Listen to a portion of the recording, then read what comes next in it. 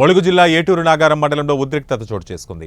ఏటూరు నాగారం మండల కేంద్రంలో నాస్తికుడు బైరి నరేష్ మూఢనమ్మకాలపై బీఆర్ ఫంక్షన్ హాల్లో సమావేశం ఏర్పాటు చేశారు.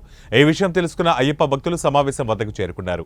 దీంతో అక్కడ ఉన్న బైరి నరేష్ కు అయ్యప్ప భక్తులకు మధ్య వాగ్వాదం చోటు చేసుకుంది.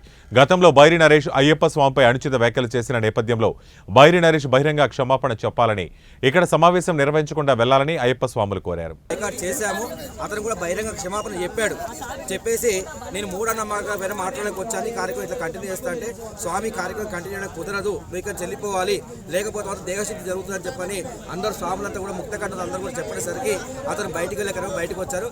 ఈలోపు మన అయ్యప్ప స్వామి ఆలయ కమిటీ వాళ్ళు కూడా అందరూ కూడా లాలయ్య స్వామి కానీ గౌరశంకర స్వామి అందరూ కూడా వచ్చేసరికి ఒక స్వామితో ఒకసారి మాట్లాడదాం, ఎందుకు వచ్చారు అనే విషయం అడుగుదాం అని చెప్పని వాళ్ళు అడిగే ప్రయత్నం చేస్తారు. కూడా ఆ పక్క ఉన్న డ్రైవర్ కూడా కనీసం ఏమాత్రం స్వాములు మాల మీద ఉన్నారు, ఏం భగవంతుడు భక్తి మీద ఉన్నారు, అట్లాంటి స్వాముల్ని కించపరుచుకుంటూ ఆ వాహనం అక్కడ ఆగకుండా ఒక స్వామి కాలు నుంచి అమాంతం ఎక్కించుకోవడం జరిగింది. ఆ స్వామి కాలు ఇరిపడం జరిగింది.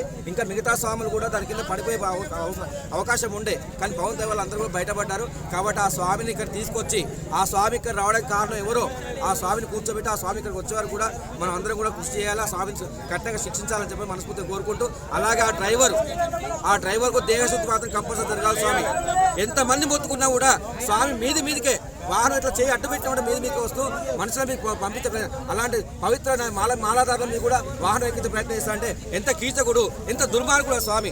ఆ స్వామికి ఇద్దరికి కూడా బహిరంగ క్షమాపణ చెప్పాలి, అలాగే వాళ్ళకి తగిన శిక్ష చేయాలి, ఆ యొక్క గాయపడ్డ వ్యక్తికి తగిన న్యాయం చేయాలని చెప్పి మనస్ఫూర్తిగా కోరుకుంటున్నాం.